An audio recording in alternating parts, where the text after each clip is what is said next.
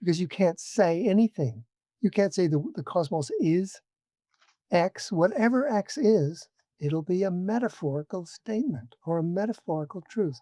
So the statement that the world is a machine, it's a metaphor. Handle it. Yes.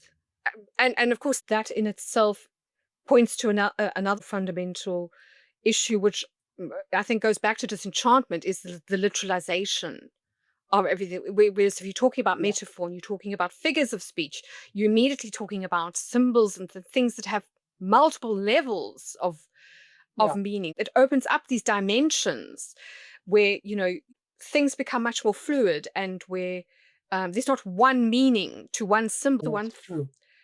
I, Go on.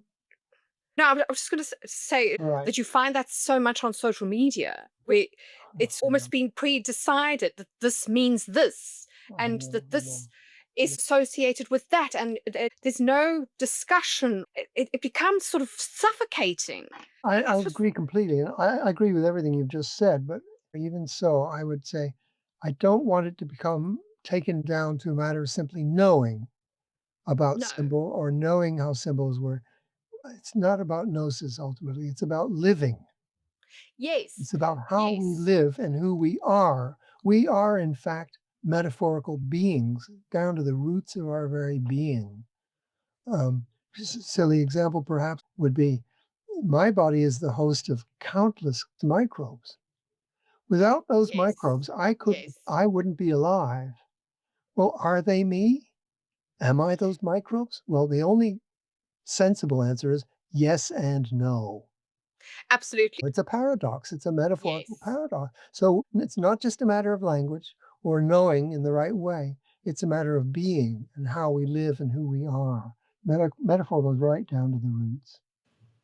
Yes, and also it goes back to what you were saying about the perceiver. You can't remove the No, perceiver from what's perceived, in the sense no, that that's right. the way one person perceives a symbol in a situation, even an astrologer, is going to be particular to them, to their life experience, to what they've Yes, seen in a chart, absolutely. and it's not Absolutely. necessarily going to be the same the next time they use that symbol. So, Well, I that's mean, right. And how what a horror show that is from a modern scientific point of view. yes, but it's what makes astrology so versatile, and why you can use it in so many different situations. Yeah. The thing about a modern rule is you're supposed to be able to apply it and every single time have the same result. And it's not supposed to matter who applies it. I mean, Yes. what world are these people living in? It's not our world, that's for sure.